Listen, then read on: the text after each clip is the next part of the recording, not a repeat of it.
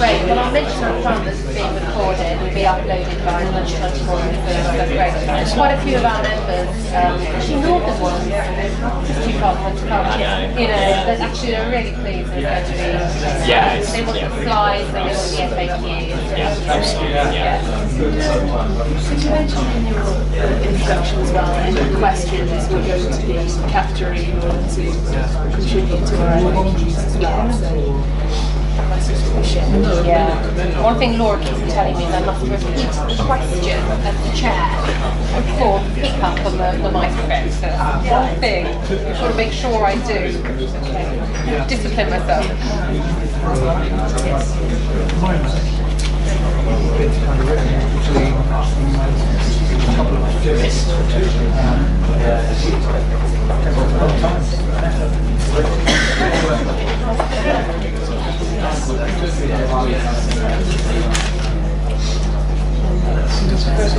Well, we don't want to really be coming in after.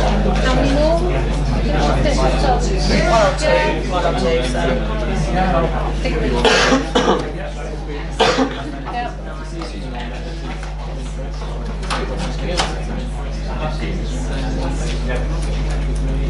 Lovely. Okay, everybody. If we're fine, we're going to begin.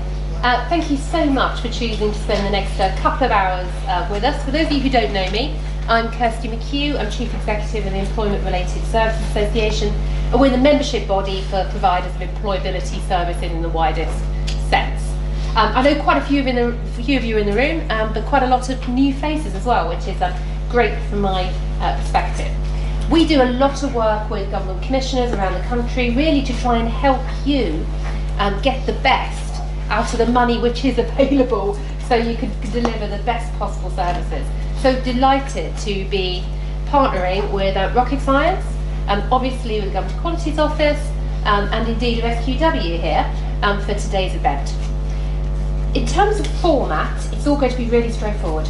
I'm sure you've all been to lots of marketing engagement events in the past. So it's going to be a series of very informative talking heads. You've got the agenda here. You're going to hear to begin with from Oliver Clark from the returners team of the Government Qualities Office. And he's going to do the big picture view about returners and the government's policy interest in this.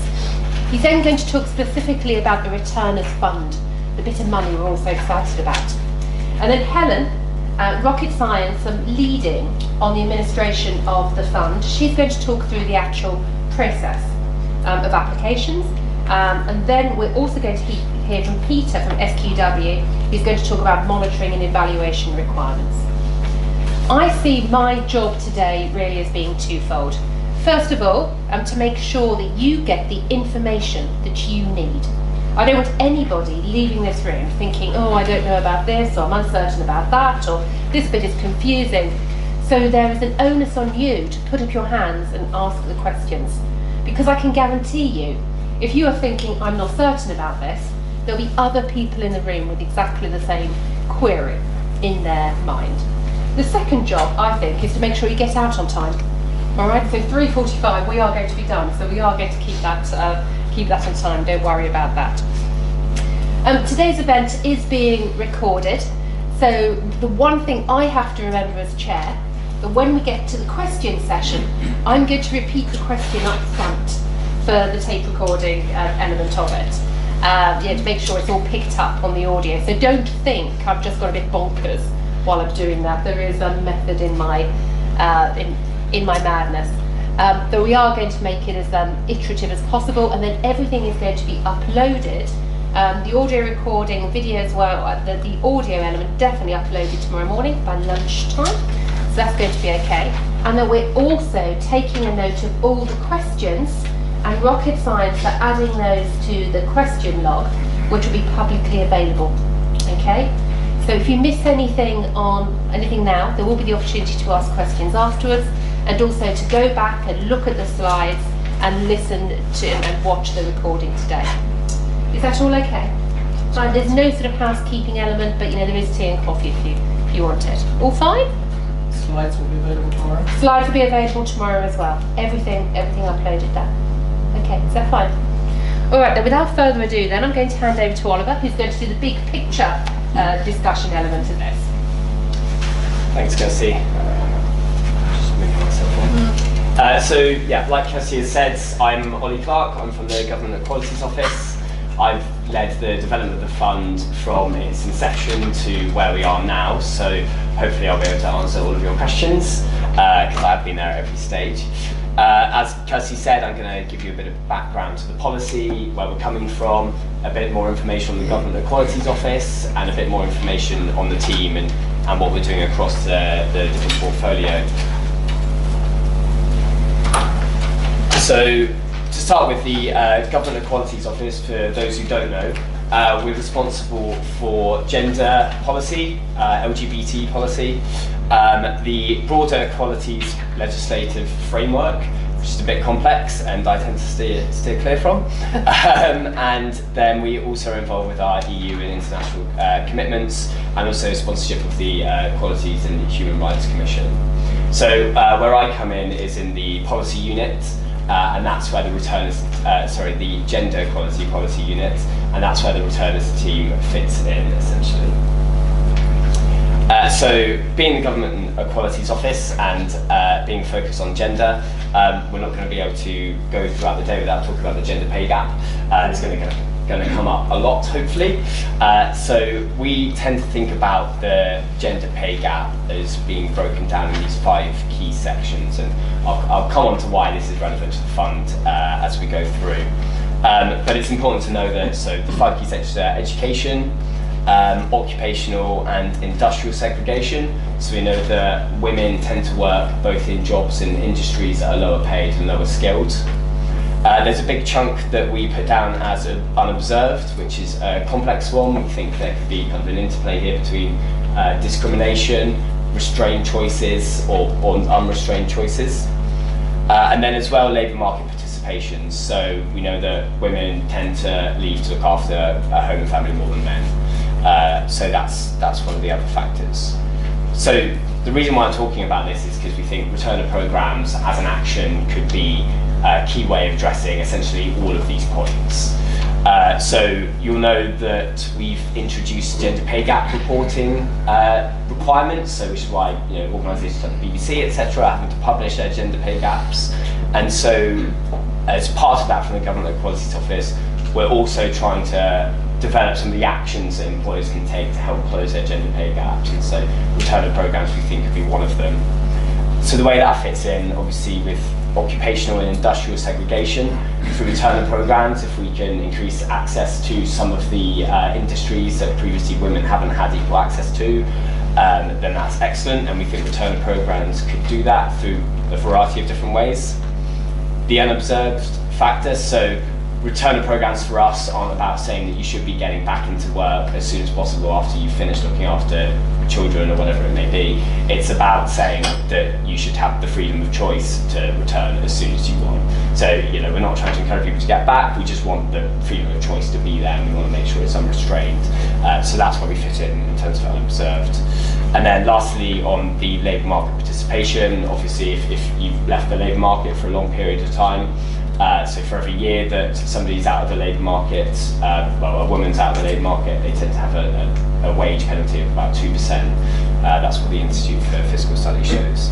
And so returner programmes are kind of focused on making sure that, people are able to get back into the labour market at the time that they want to, and then are able to progress both in terms of their skill progression and wages. So that's the gender pay gap, and hopefully that links up nicely with returner programmes. So moving on to the team itself, we came about less than a year ago now because of so firstly there was a spring budget commitment which was £5 million put towards promoting returnships in the public and private sector. And then subsequently there was a Conservative Party manifesto commitment, which was to support companies to take on parents and carers returning to work. So this is where the team was established from, this is what all of our work has essentially stemmed from. So when I talk about returners, we use the definition that's in the labour force survey to kind of get to our main cohort of returners. So we know essentially there's about 2.1 million people who are currently out of paid work due to caring for home and family. And then we know of this, 9 in 10 nearly are women, essentially. So obviously not everybody in this cohort is looking to return straight away, but there certainly is kind of restraints there for people trying to get back into work, and yeah, return programs are hoping to kind of help facilitate that. So I should say as well that although I've been talking a lot about women, none of our programs are exclusively for women. So in the public sector, we've launched programs for social workers, allied health professionals, teachers, and those who are wishing to return to the civil service. And those are all open for anybody who's had a break from employment for any reason, in fact. So we tend to find that that's still majority women, but there aren't any restraints. There is open for everybody. So from the policy perspective of the team, we think we can solve this issue essentially in 3 ways. So at the moment, people don't know that the returner cohort is necessarily a thing. They don't know that there are 2 million people out there who may want to be getting back into work, but they can't because they're restricted by their caring responsibility. So we think employers may be aware of this fact, but they don't necessarily have the tools to tap into this. So this brings us on to developing guidance. So another key part of this is that we're developing kind of guidance toolkits for employers to be able to develop their own returner programs or support for returners. And I would definitely encourage, I'll come back and say this at the end, but I definitely encourage you all to read the guidance that we've published, which is available on the website. There'll be a link at the end for this. And then lastly, we are just creating opportunities directly. So as I said, we've launched our public sector programs. The manifesto commitment, which I just showed a minute ago, related to the public and private sectors. So the fund is where we come in for the private sector, which is why we're about increasing opportunities within the public sector with this fund. So I should say as well, why support returners? For us, we think returners is just win-win. It's a really simple win for government. It's a really simple win for people themselves and for employers. So for returners, we know that these people are potentially restrained from getting back into roles that they want to get into, or they have to downgrade to a lower paid role, or they might have to switch to a career that's more flexible. So if we can fix that gap, then obviously that's a huge benefit for the returners. For the employers, it's a massive benefit because we're just expanding the pool of talent available to them to hire from.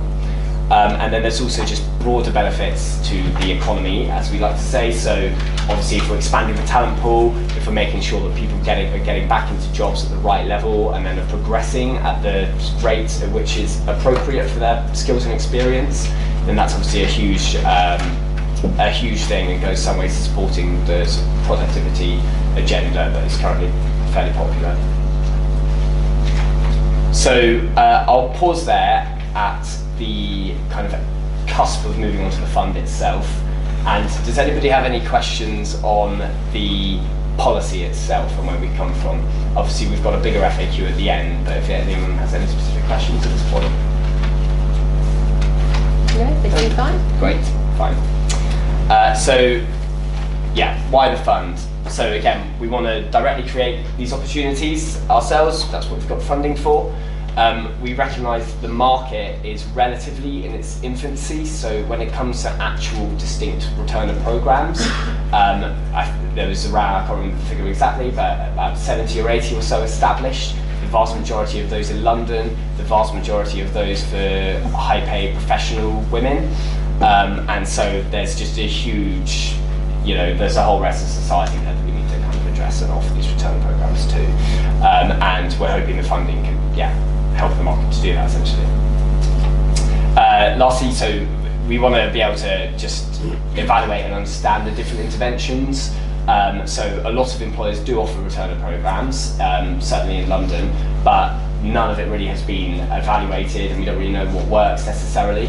And so through this fund, we want to be running lots of different interventions, lots of interesting projects to really see what does work to support returners and also what works to support employers of returners. That's the other key element here.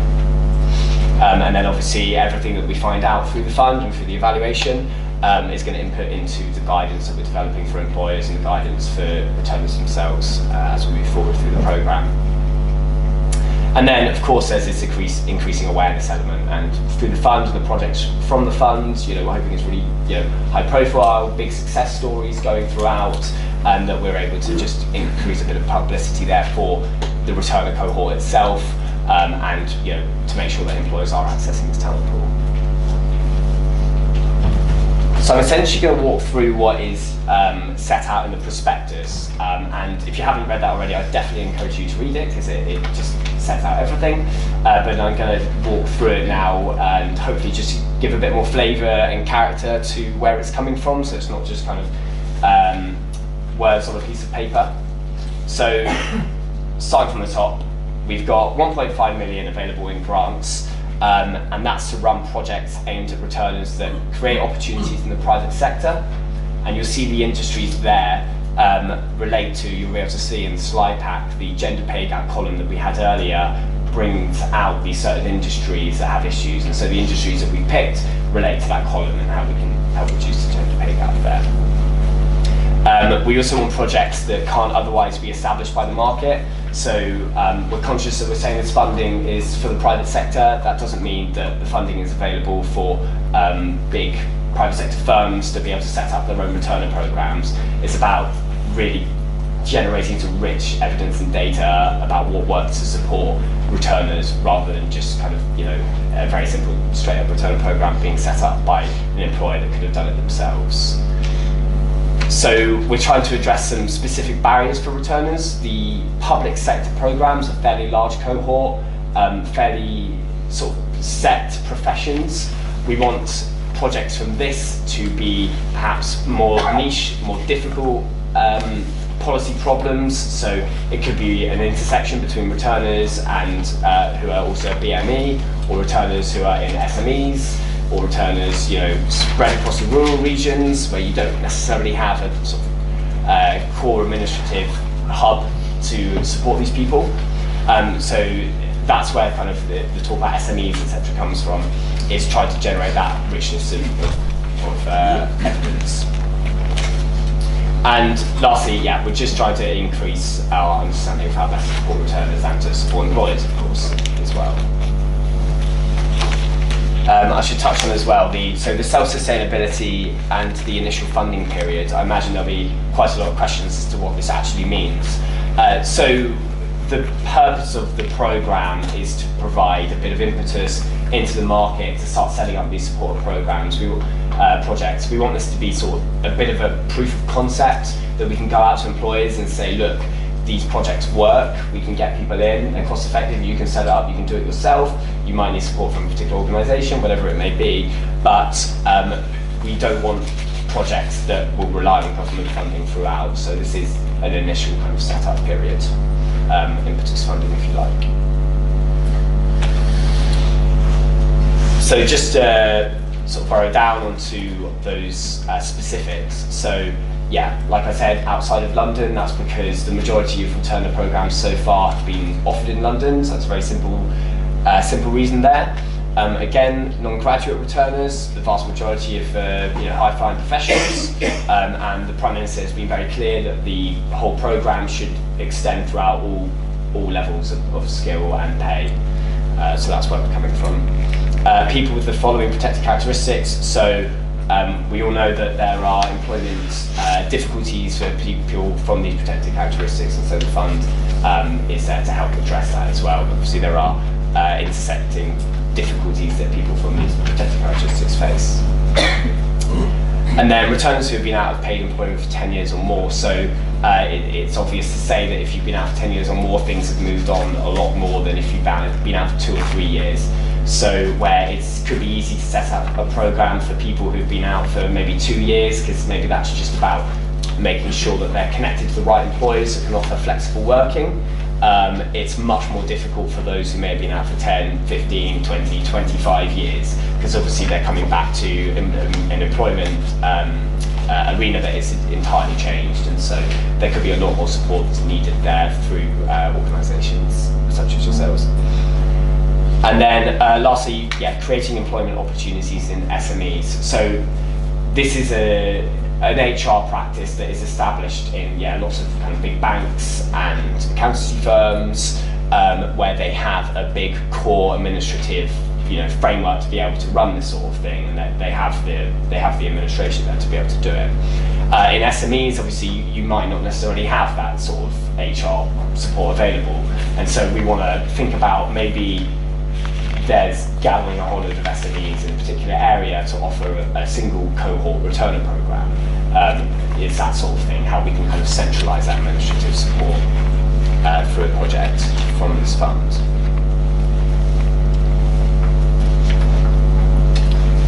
So who do we anticipate grant recipients to be? Firstly, you need to be able to show that you can support returners and employers of returners in the right way. You need to understand the policy area. So, for example, the importance of flexible working is a big thing. And again, this is where I'm going to give a plug to our best practice guidance. I would strongly encourage you all to go read that. When I say that demonstrate experience, it's not absolutely necessary. If you don't have a demonstrated experience of supporting this group and these different practices, that's fine, but you have to be able to demonstrate that you are able to do this for returners and you have a strong understanding of what is required.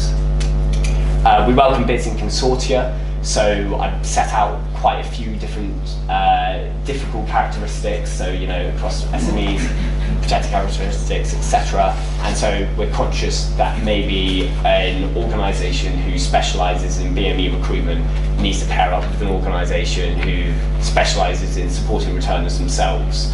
And so we welcome consortium bids in that sense. But yeah, that's not a requirement, but they are allowed. And then lastly, an element of match funding is fine. We want to keep kind of be the majority investor in whatever projects are coming out of this fund, because we are keen to generate the understanding and evidence from the evaluation that we need as a government to be able to support the rest of the economy and market. So match funding is fine, but the government grant should be the majority investment in the projects.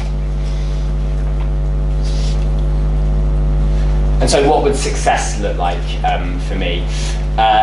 So just increasing opportunities, first of all. We want to be able to point ideally at a number of returners that we have got back into paid employment opportunities, of course. But then when it comes to the legacy of the programme, increasing our understanding of the barriers that returners face, the barriers that employers face when supporting this group, the potential benefits, maybe how to communicate the benefits, how to get around the barriers. This is the sort of understanding that we want to generate and have as a legacy to the programme to pass on to future policymakers or employers. And then lastly as well, it needs to be split across England in a regional geographic distribution, so not all the funding will go to the southeast. So yeah, it is one of those success factors for us. And then lastly, our other requirements. So this is the expand and continue without further government funding point again. So as an organisation, if you receive a grant from this, we want you to be able to say that you are going to take this further with other employers and maybe seek their investment into the project that you've established with our startup funding. And likewise, we want the employers who have been involved to say, we have continued our returner programme, we've expanded it to different offices, whatever it may be. So that's the ideal for us here. Any employer who's signed up to the programme, who's receiving either direct or indirect support through grantees, needs to sign up to the best practice framework. So this will essentially be a checklist exercise where they have to go through and say that they have completed all the different steps of setting up their returner programme, and it will be monitored by us. That's still being kind of finalised, so there'll be further details on what exactly that looks like to come. And then lastly, the funding can't be used to pay salaries, so the grant shouldn't just go directly to returners' salaries themselves. It should go to the startup cost of projects and for the sort of surrounding support for returners. And again, there's that point. I strongly encourage you all to read the best practice guidance. It's a really useful document. Have a read, spread it in your networks, please, and hopefully it will help you your bits as well. And that's all. Thank you very much indeed, Ollie. Are there any sort of points of simple clarification? Yes, hand there. Just say who you are, please. Adam Chaudhry from Sandra. You mentioned funding can be used to pay salaries. Yeah. Salaries of staff, public staff, or No, so I have to repeat it. sorry. So the question there was salaries. Can that be paid for? Can that be spent on for paying staff, or were you referring to payment of salaries of the returners? Yeah, so that's salaries of the returners themselves. So obviously the grant will go towards your organisations, and you may be hiring in a project manager. Yeah, that's fine.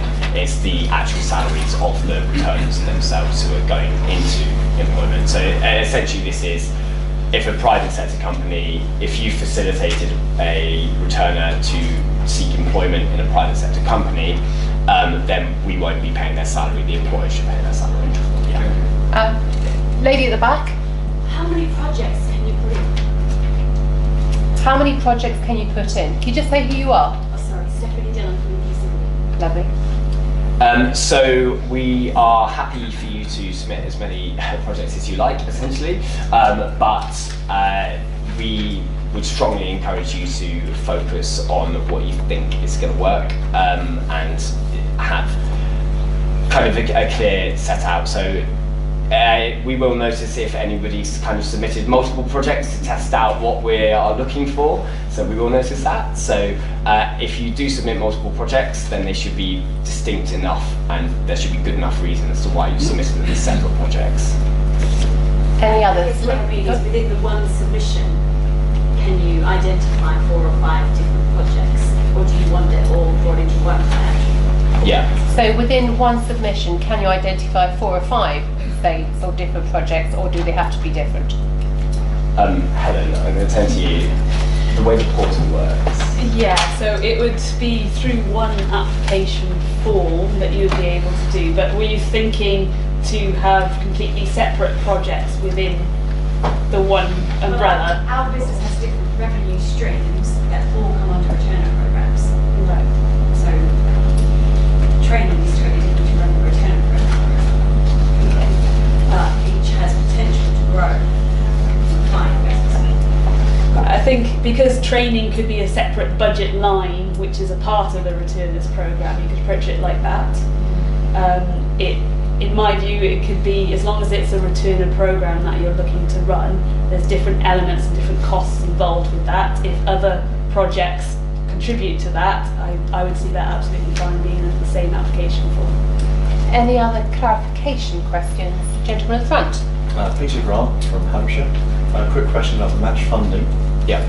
You touched on the fact that it's not essential. We used to work with a lot of programs where it's 50% or 30%. Are you really saying that it's not a deal breaker if you haven't got match funding for this project application? Match funding, is it a deal breaker or not? No, and to be honest, we anticipate the majority of applications not to have match funding. So it's not an issue at all. You can bring match funding on if you like, but genuinely there's no, you won't be pulled out if you don't. Thank you. Gentleman at the back. Yeah, I'm Jack from Cheshire Council. Would it be feasible to have a project that focused on a particular cohort of returning carers? For example, people who have been caring for an elderly relative or a disabled child. The reason I ask is that would be of particular interest to local authorities, their social work teams, respite care, or particular focus and interest in that direction. Would it be possible to have a project which focused on a particular cohort of returners, and the example given was, say, social workers? Well, sorry, no. Just to clarify, from a local authority point of view, people who are caring for elderly people, family members, or disabled children are of particular interest to local authorities through their social work team. To clarify, so also concentrating on a particular cohort of returners, for say for instance those who have been concentrating on older people or children. Yeah, so providing that cohort fits in with what is set out in the prospectus, that's absolutely fine. And yeah, we recognise that is a difficult point. So it wouldn't detract from the bit to focus on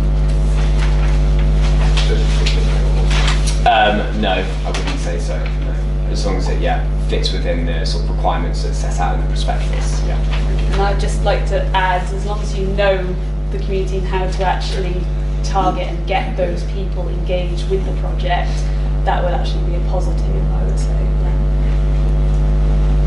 Okay, and just, we are talking England only. I know there was a little bit of some conversation about that beforehand, so don't focus on Scotland or Wales.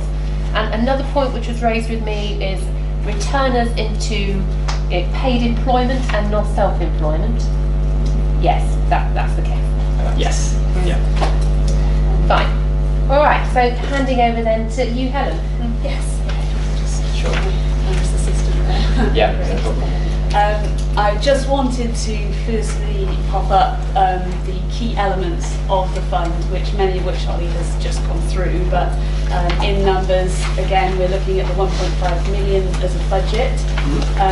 Something that you may not have picked up on in the prospectus is we're only looking for a handful of projects within this fund. And from the numbers that we are receiving, it's a very competitive fund as well.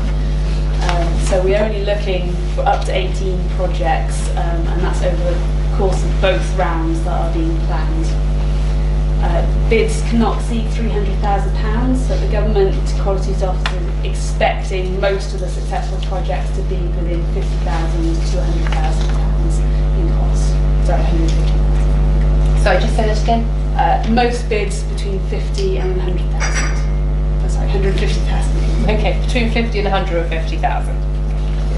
And I just wanted as well to bring up the timetable here, because I know there are holiday dates within some of these dates. First and foremost is the deadline for expressions of interest, which is next Friday. Our office will be open and available for any inquiries still.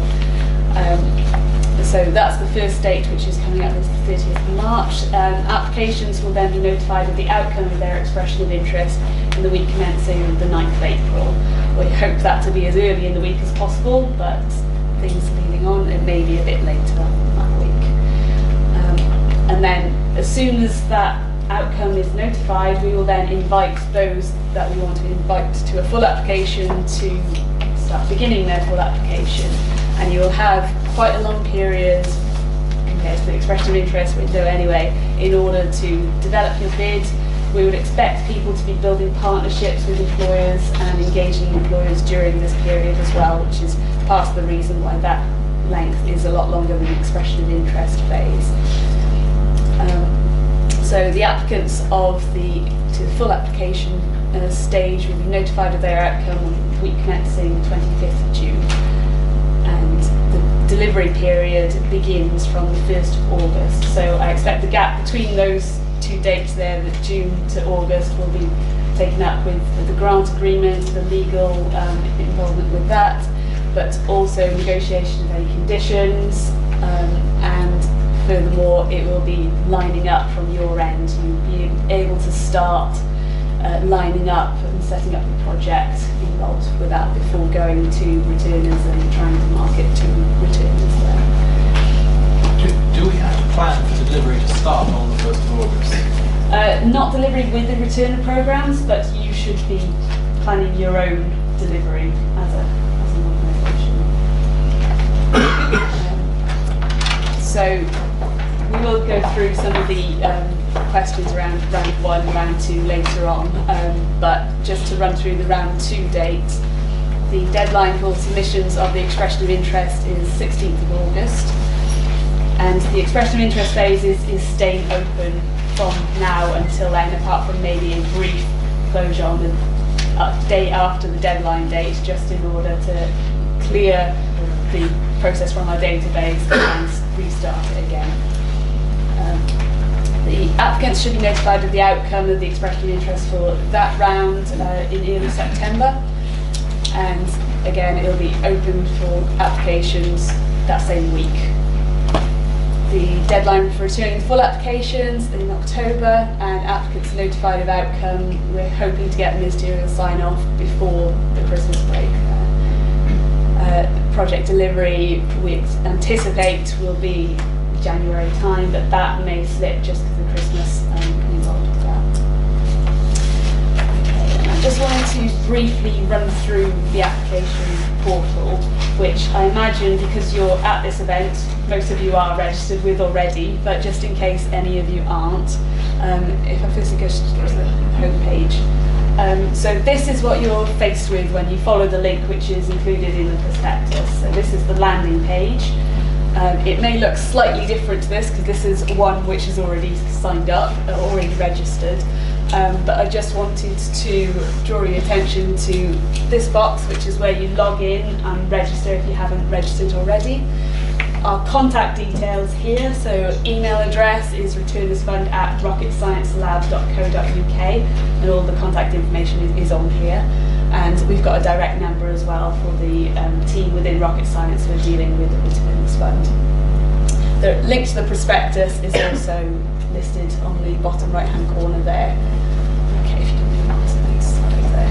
So by clicking the login button, it would then bring you through to this screen once you have logged in. It'll list your application, and if you're invited to the full application stage, the full application form will be added on the bottom here. So at the moment, this one, because it's a test application, is classed as under assessment, so you get notified of the status of your application on this page as well. Through this page, you could also amend your account details, so change your passwords, change the login details, and your contact details as well. It's important, if you leave the organisation as the project lead, you provide the login and let us know of a change in details. If you're not able to do it yourself through the application form, just give us a ring again. Our telephone number you can always get by clicking the help button in the right hand corner there. As well, this is the summary of the application form. So as you're filling out the application form, you can see how it's going here. There will be on this landing page available the prospectus at all times, so you can go back to the criteria whenever you want through that area there. Also the guidance and FAQs. I do have a few hard copies of the most recent one, but this will be updated on the portal in order to capture your questions both today and the ones that we've been receiving online through the emails and through the phone calls that we've been receiving as well. On this application form, the stars are indicated as mandatory, so you wouldn't be able to submit without those starred questions being completed. As well, you can also, just on this link here, download as a PDF as well if you want to see the application as a whole at any one time. So the colours change, and it's an indication of time, how much it will take.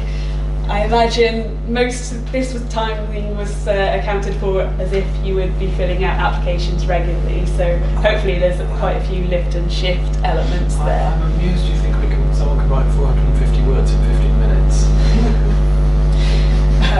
It is a guide.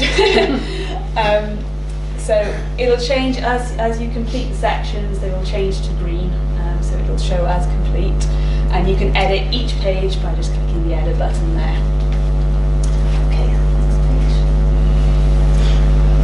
As well, at the start of each page, you will get, you will have the unique code, which is unique to your application. So if you call us up and we can't find your application, you can quote that number to us and we can really quickly find it. Again, you get the download as PDF or links on every single page. You get 2 hours to complete each page. It won't take you that long, but just to make you aware, if you go away and leave the site and haven't come back to it within 2 hours, it may not save properly in that location. The save progress button, you can save as you're going along, and you can always return to the summary as well to go back to that summary page. Once you've completed all the mandatory questions, there will be a submit button that appears, but again, only if you complete mandatory ones will that appear. But do make sure you actually submit your application, because I know there are a few at the moment who are on 100%. It may be those people who are waiting for this event to happen just in case they wanted to tweak their answers, but please do actually submit after doing all of that work. Okay. I just wanted to bring up some of the frequently asked questions we've received so far. some of which we've actually already received in the room today, so sorry about repeating. We may cover a bit more depth with them anyway. So the answer about multiple applications is definitely yes, but with the number of projects that the Government Equalities Office is looking to support, I would say it's quite unlikely that unless they were very distinct projects, that two organisations would be awarded funding here. And also the second question on this is, if you're successful in round one, can you reapply to round two? The answer is yes, absolutely. We'll be providing a generic feedback of common mistakes that people have encountered, and hoping that will inform your bid for a round two application. Because of the length the expression of interest period is open for round two, it's likely that more funding will be allocated in the second round, and it'll be more focused on projects that are almost ready to go in round one. Great. I'm going to do a couple of FAQs on the sort of more policy angle side of things. So, can your project support returners into a role within the public sector or voluntary sector? So the short answer is no, and that's because we have a programme of work separate to this fund to address that sector, essentially. And then the second question here, so can my project support returners into self-employment? We've already had it raised, but again, unfortunately the answer here is no. So it should be into paid employment with employers themselves, and that's because there's a second angle to the projects that we want to get out of the fund. It's that it's also supporting employers to support returners themselves. So did you say that they can't be placed into voluntary sector organisations? That's correct, yeah. Just to say they cannot be put into voluntary sector organisations.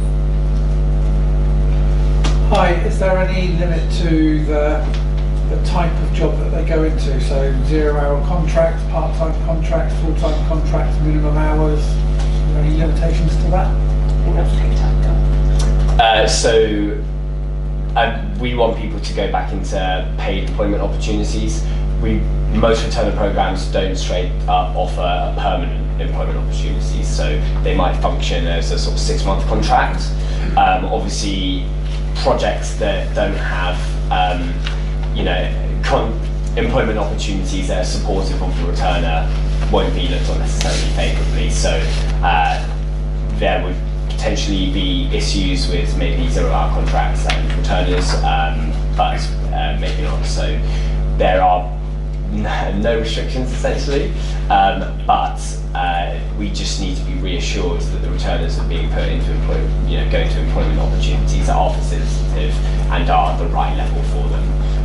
So that's something to say as well about returners. Is the whole idea is that we want people to get back into employment opportunities at the right skill level and at the right payment level. So it's not about supporting employers to pick off really qualified people just because they have had some time out of the labour market.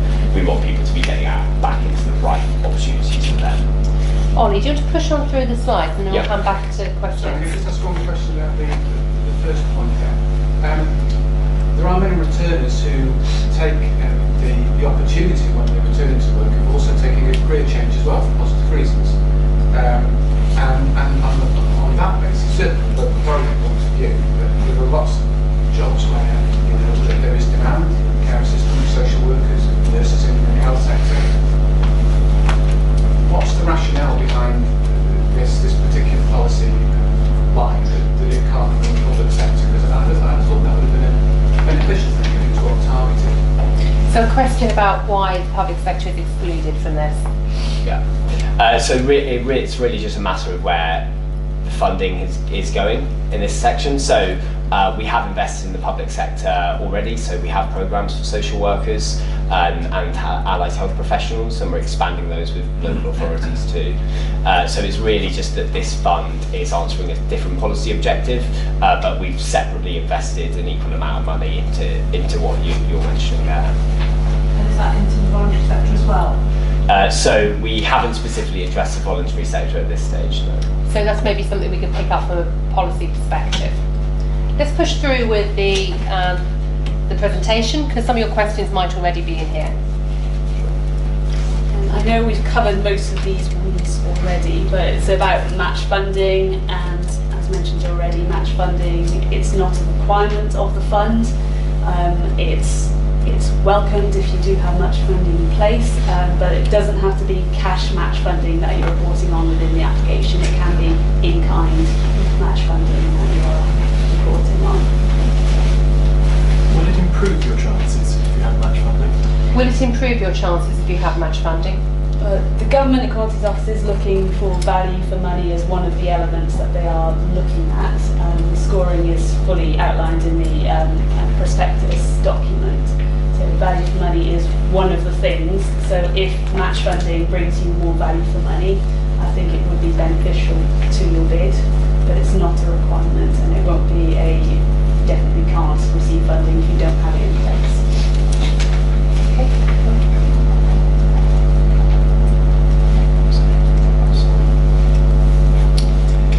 So what project length are we looking to support? So we anticipate the majority of programs to run between 3 and 6 months, and that's just because of what we know about return of programs so far, how long it takes to set them up, and how long placement should be.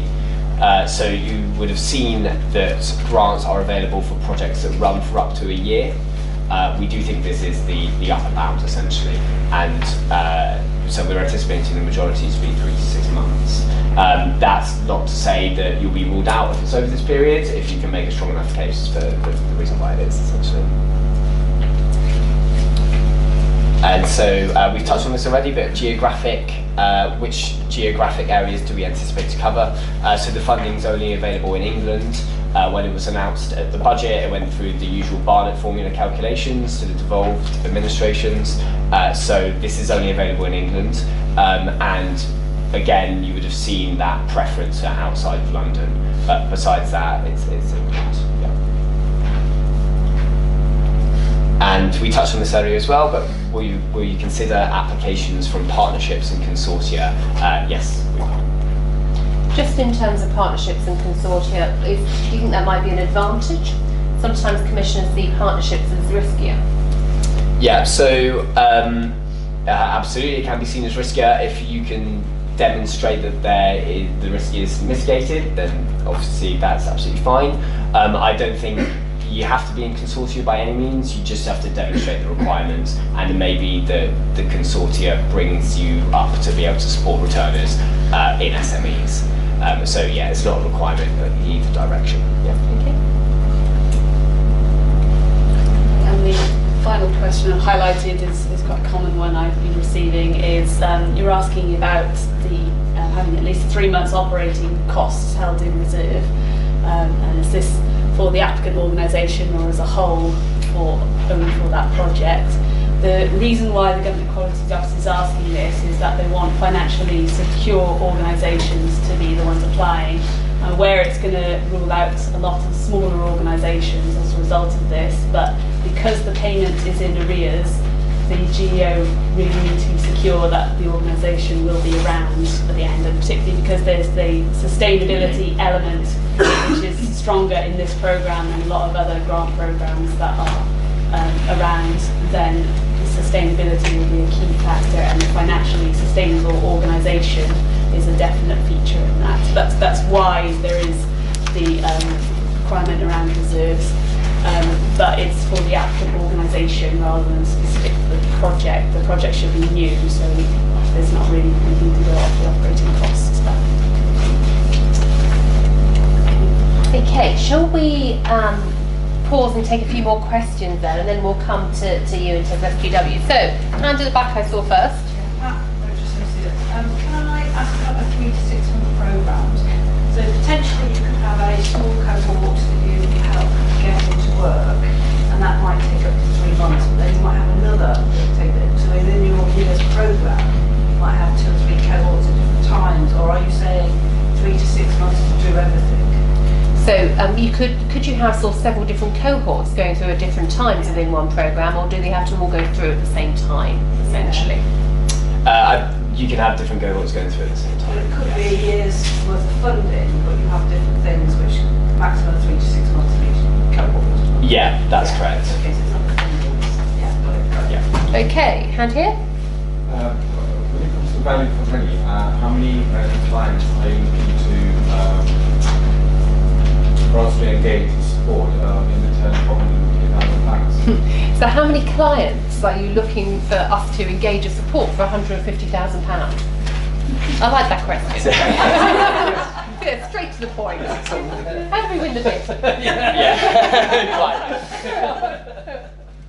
So, I mean, I can't put a number on it, obviously, but I can give more information, sort of helpful information perhaps around this. So part of the big sell for the fund, and something that we really pressed, you know, as policymakers and the ministers were really keen on, is the fact that the fund might not necessarily go for really low unit cost returners, both in terms of returners and employers.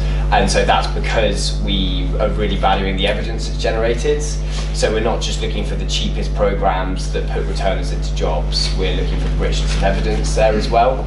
And so to put a number on the number of employers engaged, or the numbers of returners engaged, is very difficult when you're also factoring in the evidence that's generated. So there is variance there. I've got one more question, if I may. In terms of the areas of the deprived areas, are you looking to welcome replication from those areas as well? Because when I read the guidelines, that you haven't mentioned about areas of deprivation. How important is the areas of deprivation to you? Yeah, so it's not specifically been brought out in our policy, but of course, you know, bids for those sort of areas, you know, are welcome and can be received well. You know, if it's generating novel understanding and evidence of supporting returners, and particularly difficult cases, then obviously that's of value to us. Yeah. Okay, hand just in front of you. So, gentleman there. Me? Yeah, do you take you first, then I'll move on to you. Yeah. Just another question about disabled returners. I mean, many disabled people manage their own care. Would you consider them to be eligible for the fund? So, returner. Okay, so just so do people understand that? Yeah. It's just me then, typical. So say this again. So many disabled people self-manage their care, so they look after themselves. Yeah. With long-term impairment. So I'm just wondering whether, from a caring, returning to work point of view, would you consider that an eligible route for a cohort of people that might be funded through the programme? I think that was picked up. Yeah. Yes, we have projects in that area. Whether it intersects with our other kind of specific policy angles that we're interested in, you know, if it does, then that's absolutely fine. So yes, essentially, they would be eligible. Lovely. And then? Hi, thanks. Ben Black from My Family Care. Just a little bit confused on the timing you talked about. A project that lasts 3 to 6 months, so these are sustainable programs and platforms we might be building. So how do you measure the end of it? What are you looking for? That something's up and running? Is that how you measure the timing? So a question about sustainability and no, how timing. and how do you measure the timing? When is a project finished as such? Yeah. So start date will be when the grant's awarded, and then depending on the different projects, we'll have to discuss how long the actual project should be. So it will depend on the project. I suppose what I can imagine is that the grant is awarded, there's a period where the program's set up, where employers are finally kind of agreed to get on board, practices are integrated, hiring, returners are brought in, they have their placements, and then essentially at the end of the placement, I would consider that perhaps the end. If there's a project that then goes further than that and takes, once they've finished that, they maybe move them into a permanent employment opportunity, then it would have a further end point. So no strict rules you want to do? There's no strict rules, no, which I recognise I've sent to quite a lot of questions, but no strict rules. Well, maybe we pick up some of those points of the evaluation discussion as well. So hand over Could there. I just to that point very quickly, if you're invited to put a full application form in, we'll be asking around start dates and end dates, so we'll be wanting to hear from you as to when you think your start and end will be. Okay. Bernard Dainton from Bidwright UK, bid writing firm. I've got a couple of questions. One hopefully is fairly simple to answer, and that's around eligible costs, and specifically whether contribution to overheads is an eligible cost or whether it's only direct only direct project costs that can be put in?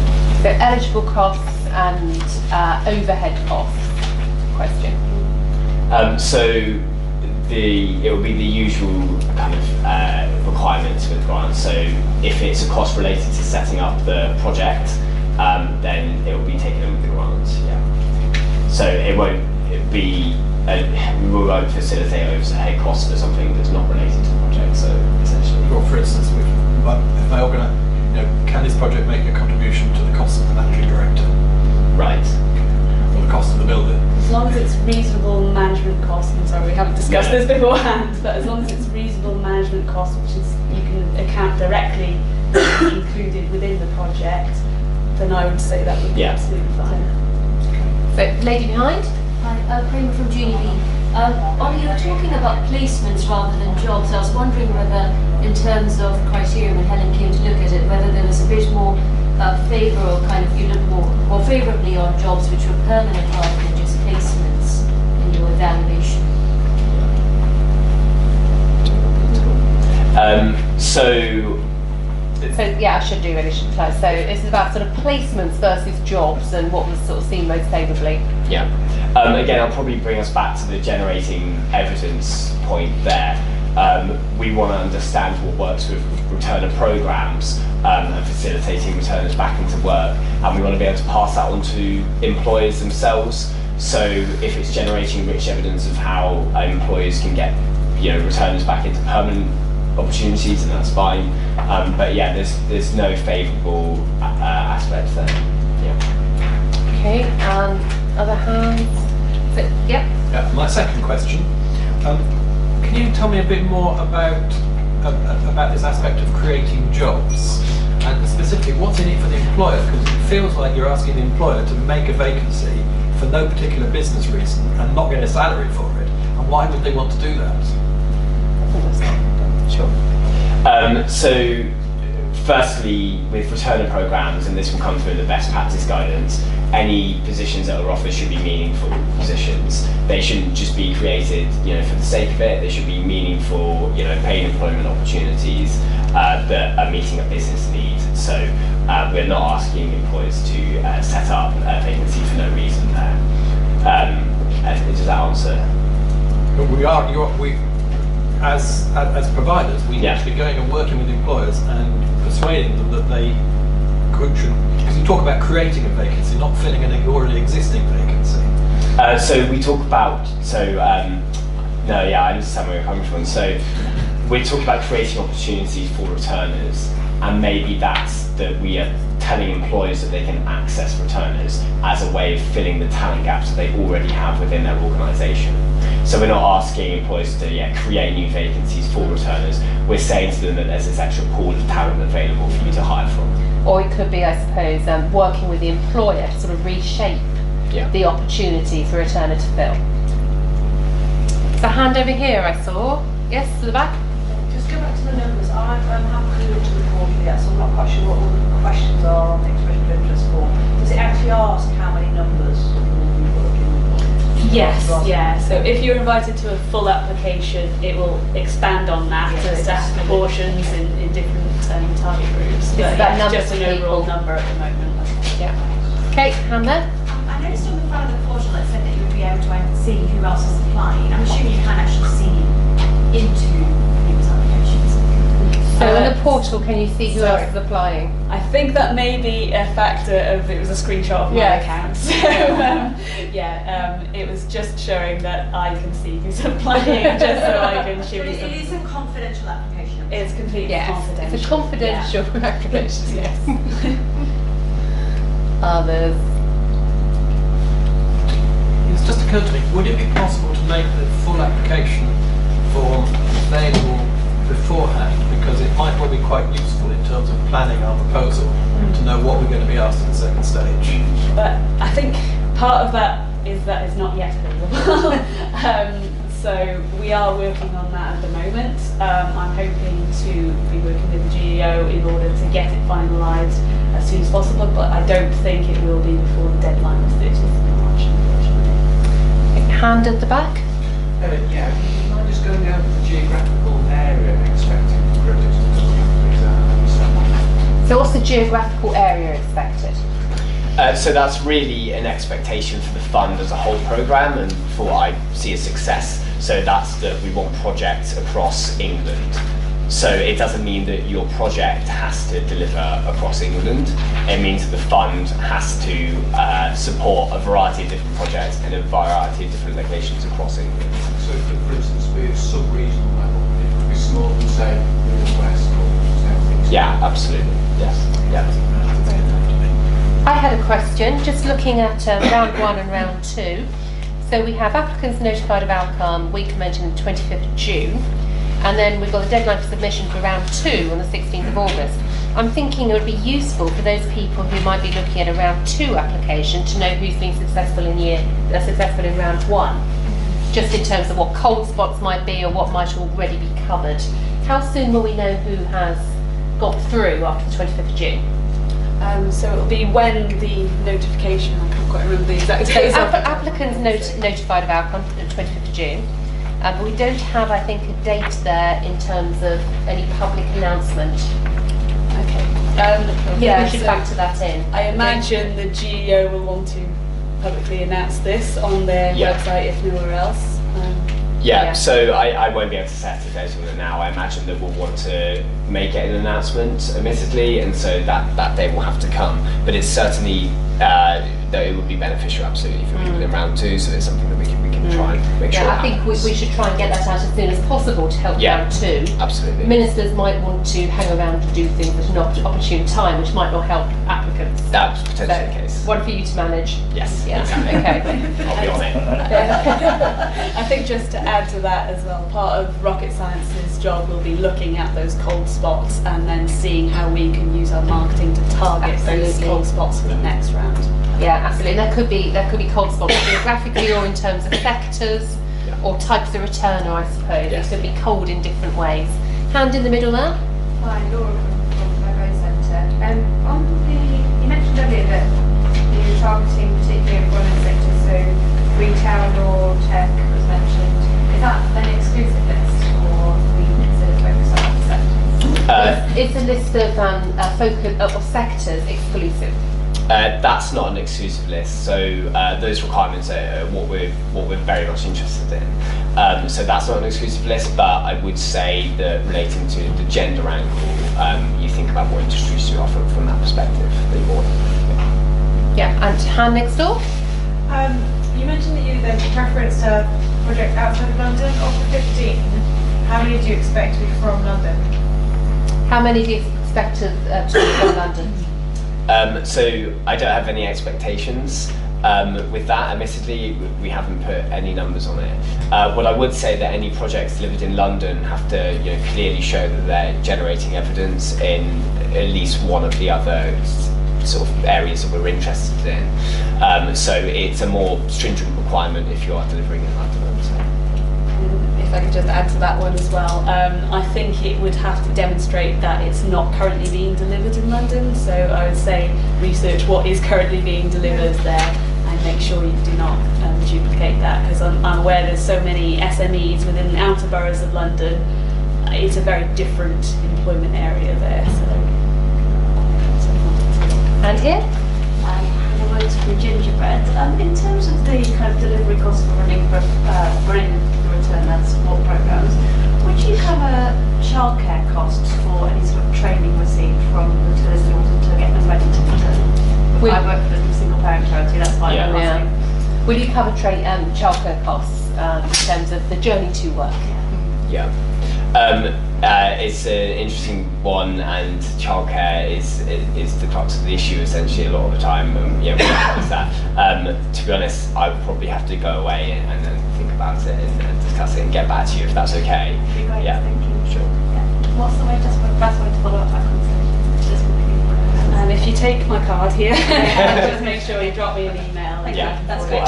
But we'll make sure that everything's on the log, and so the answer gets put on there, so you've all got the same information. Yeah. Nobody's mentioned sustainability and what you might be looking for in terms of sustainability, and I'm wondering whether there's any difference in terms of projects to work with SMEs and the level of sustainability that might show vis-a-vis a project working with corporates. I don't know if there's anything there that is useful for people to know. Yeah, so the sustainability point is we want a strong kind of commitment from the grantee and also any employees involved that they will be able to continue running the programme that we've commissioned, essentially. That potentially is more difficult in SMEs, but I think part of the reason for providing this impetus funding is we want the market to generate projects that will work in that scenario, and where it might not have happened already because it's not been considered or there's not been that just bit of impetus funding to move it along. We do want it to be sustainable in all the scenarios that we're talking about, yeah, but I do recognise it's more difficult. Okay, hand here. Just picking up on it, so how would you define sustainable? Is it a year, 2 years, 3 years? How do you so what is sustainability? 2 years, 3 years? Yeah. So obviously these are private sector employers, so a commitment that they will continue the programs for us is a success. The longer that they will continue it, the better for us. If we are proving success and it makes business sense, then they should continue it, you know, as long as it continues to make business sense for them. So we won't be putting any harsh numbers on that, because recognise obviously that's a tricky requirement to get that sort of level of commitment. Okay, I'm going to turn to Peter now to talk about the evaluation and monitoring requirements. Yes, thank you. So hi, I'm Peter Farrer from SQW, and we are the company who are going to be doing the evaluation of the return of grant fund. So what I'll do now is just introduce you to that process and what it will involve, and particularly what that's going to look like for funded projects. So quick introduction to who we are as a company. I think probably almost no one in this room will have actually heard of us. I have. Of course I have. A couple then. 2 people have heard of SQW for the tech. Yes, who we are as a company. The actual team will be working on the evaluation. The evaluation itself, what it's intended to involve and produce, and then how we're going to be working with the projects that are funded. So firstly, very brief background slide. We're an independent research and consultancy organisation. We work mostly on public policy programs, government policy delivery. It's a bit of a pitch slide, I'm sorry. There's 40 of us spread across England and Scotland. We have a particular area of focus for us is professional development, workforce development and employability support and training, hence our involvement in this particular evaluation. We generally undertake various different types of evaluations. So the 3 mentioned here on this slide are process, impact and economic evaluations. Process really looks at implementation of programs, what's working well, challenges people have had, and making recommendations for more successful implementation in future, or for others attempting to replicate those interventions. Impact assessments, as the name would suggest, we look at what impact they actually have on the people that they're targeting, and an economic evaluation looks very much at the return on investment, value for money of interventions that we're examining. And again, sorry, that last bullet point, this is slightly snagged from the slides we use for pitches. We have quite a strong reputation within the different government departments and public sector that we work with. So the team itself, there will be 6 of us. Up on the slide we have Graham, will be the project director. He's the managing director of the company actually. He'll be taking the strategic lead and the quality assurance of the evaluation, and then Jo Hutchinson will be the project manager, so she'll be the one running the entire program of evaluation. And then working with them will be 4 of us, myself, Christopher, Sarah and Sarah, and the role that we will play will be to work with a handful of funded projects. So for me, myself, I'll work with roughly 4 of the projects. I'm not sure exactly yet, but I'll be the main point of contact for those 4 projects. I'll deal with all the evaluation side of things for them. I'll be their main point of contact with SQW, and we'll work alongside them throughout the lifetime of their intervention. The evaluation itself, so Ollie touched on this already in his slides. Basically what we are going to be doing is we're looking at every intervention that's going to be funded by the Return of Grant Fund, and we'll be doing 2 main things. The first will be producing evidence on the needs that are being addressed. So what challenges do returners face to getting back into work? What support do they need? What's missing at the moment? And on the other side of things, employers as well. What challenges do employers have recruiting or finding returners, and what support do employers need? We will also be producing lessons around best practice, so in terms of delivering that support, in terms of overcoming those challenges among the interventions that are being funded by the Returner Grant Fund. What are the best approaches being taken to dealing with those challenges? What are the best approaches we're seeing to actually helping returners back into work? And we'll be doing this for every single project individually, as well as for the fund as a whole. So the initial contact you can or will have with us will be for everyone who's invited to make a full application. Will be a point of contact that you can get in touch with. We will help you think about the kind of information that you might want to be collecting and supplying to Rocket Science as part of your monitoring, and how you might prepare for the interactions with us in terms of our evaluation. We've designed an approach that should really be a very minimal impact on your own time and require as little as possible from yourselves, but there will be some things to think about in terms of how you'll be dealing with us throughout the duration of your interventions. If you wanted to produce any logic models to help plan your intervention, you may not know what a logic model is. I'll come on to that on the next slide, but we'd be happy to review that and share our thoughts with you, because once projects have been selected to be funded and are going to be delivering their interventions, we will then actually produce a full logic model for your project. And we also need to work with you, particularly around GDPR data collection requirements, because we will need some of this data to be shared with us, and also it's all going to Rocket Science, so we can help you in terms of gathering informed consent and what you need to do on that side of things. So logic models, this is something that, as I mentioned, for everyone who is funded to deliver an intervention, we will produce a specific logic model setting out what we think your intervention looks like and is intended to achieve. And for us, will set out how we'll actually go about evaluating it and its success. For you, it could actually be quite a useful planning tool prior to even making your full application, because basically what they will set out is your context and rationale for the intervention you're proposing. So why is it actually needed? What gap is it filling? What support do people need that is not already being delivered? And why are you going to deliver that? So your aims and objectives would be what broadly, top level, are you actually going to achieve by running this intervention?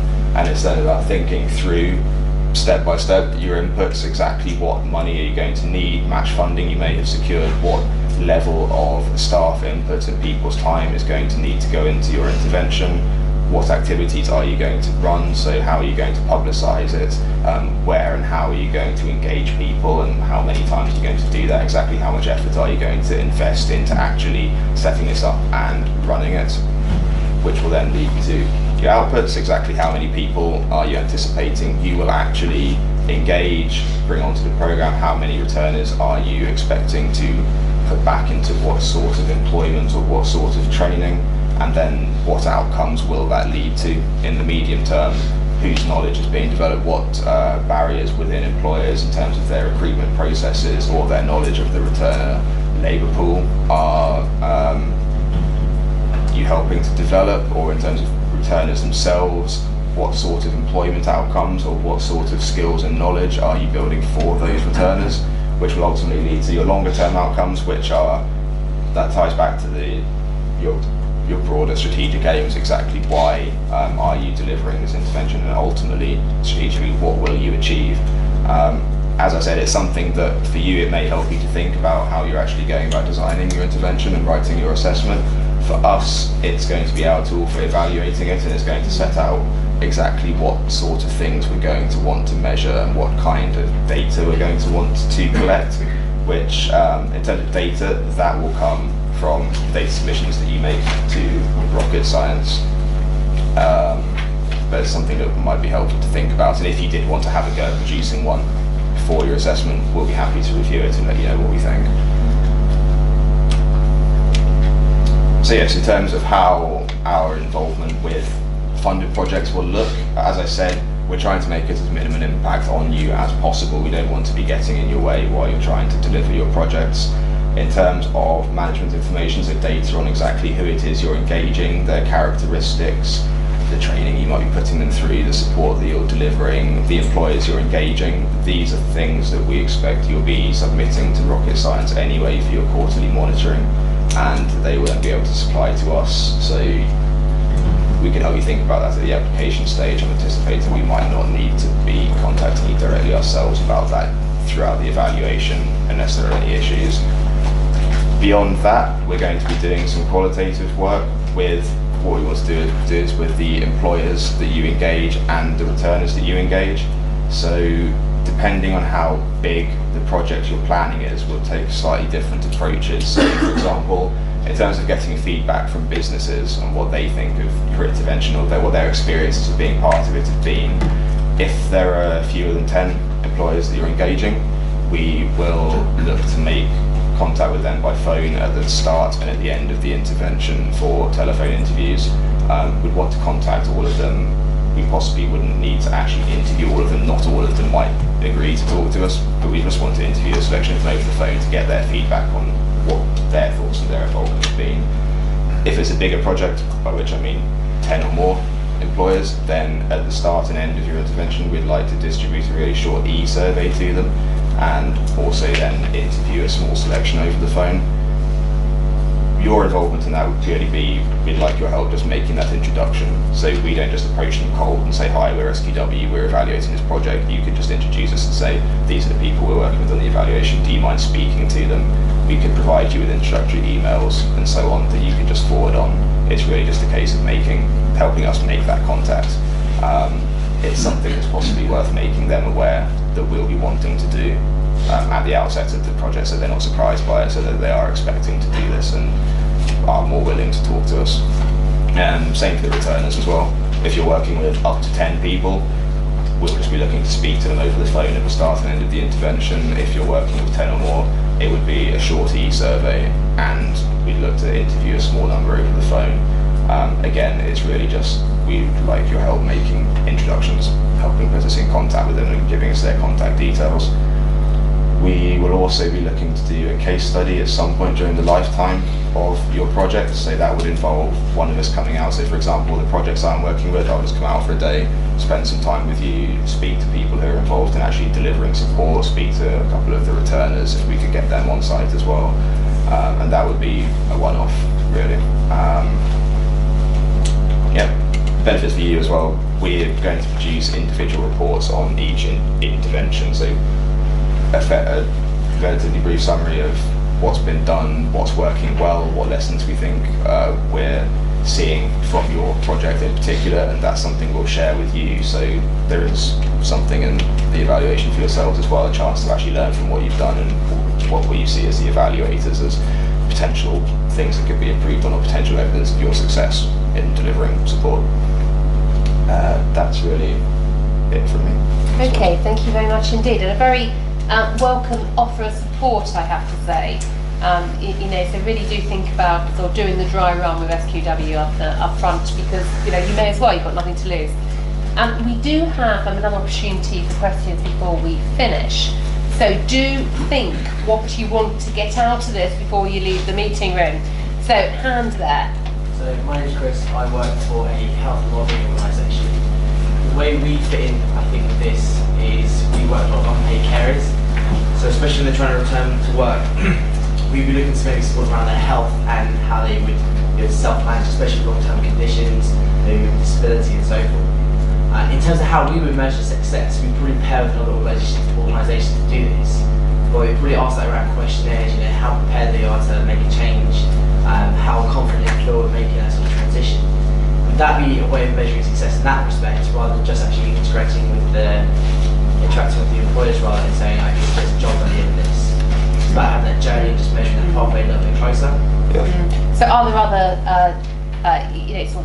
measures of success around well-being, which is often a progress measure towards employment, but it's actually an end in itself as well? And is that enough as well?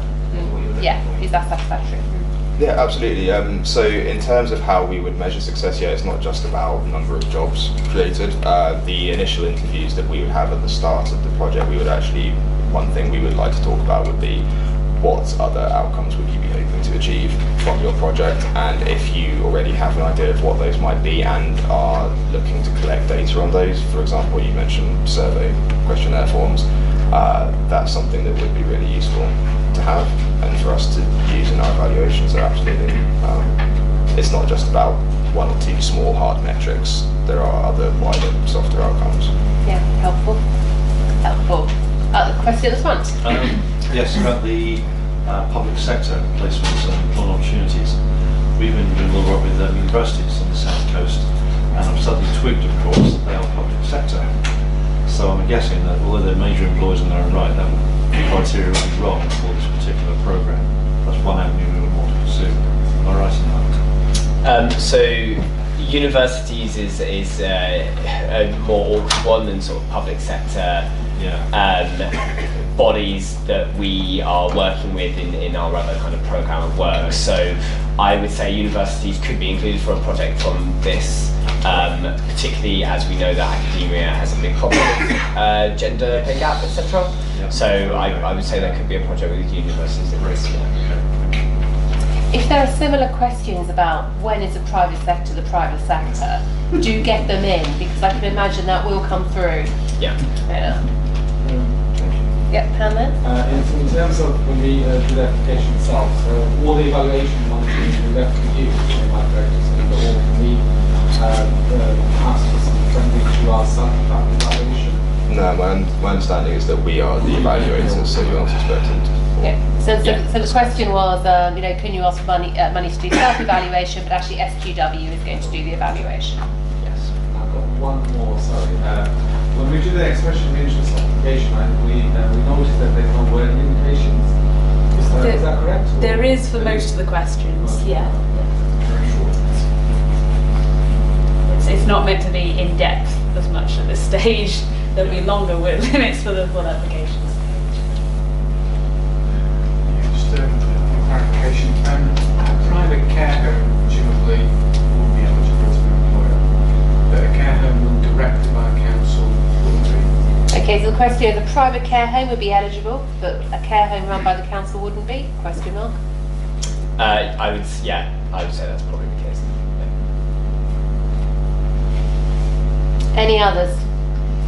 Okay, I knew there would be, so we can go then. Yeah. What sources of match funding do you accept? What sources of match funding would you accept? So it could be in kind, it could be employers' contributions, it could be other trusts and foundations. It's really up to you to tell us what match funding that you would need. Do you have the government funding as well? I don't see any reason why not. In terms of in kind or any sort of pro bono type stuff, will there be any sort of standardised rate in terms of how that's valued? There's not a standardised rate, so it's up to organisations to cost and kind value of support as they would usually do so for applications. Okay, hand next door.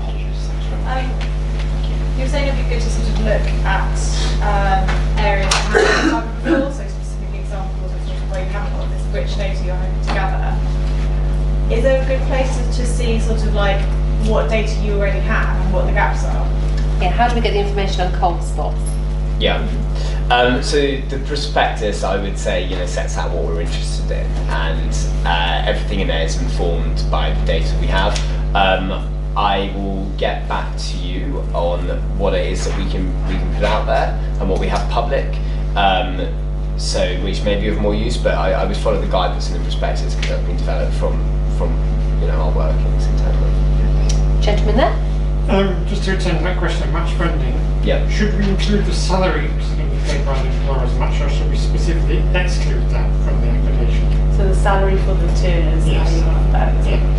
Okay. If you have secured it, I would say include it. There's a little bit of a grey area here because it's too soon to tell with how well you're going to engage employers. So I would say if it's confirmed already that they are going to be contributing, include it. If it's not yet confirmed and that's still up in the air, don't include it at this stage. We're going to drill into more depth in the full application to understand exactly where your match funding reporting is coming from.